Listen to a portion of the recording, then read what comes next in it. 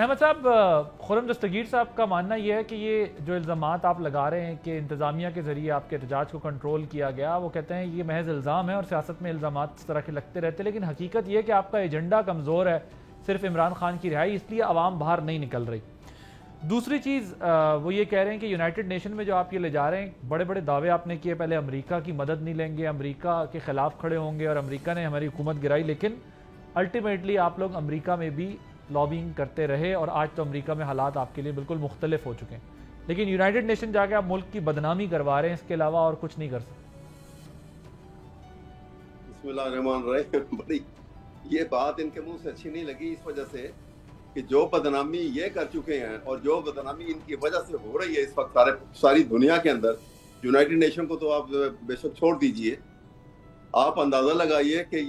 ये वो मुल्क है कि ये बदनामी नहीं है कि जहां पर हारे हुए लोग जो हैं वो फॉर्म 47 के ऊपर फॉर्म भर के एक जाली और हुकूमत पार्लियामेंट में घुस गए और फिर जाली ओथ लेके बंदूक की ताकत के ऊपर और ओहदे संभाल के बैठ गए। और फिर दूसरी सबसे बड़ी बात यह है कि अभी ये जो प्रोटेस्ट हुआ उस और इसके बाद उजलत में जिस तरह सजाएं सुनाई गई हैं, क्या दुनिया के किसी तख्ते पे आपको ऐसा नजर आएगा कि जो मेंबर पार्लियामेंट हैं वो जेलों में हैं और जो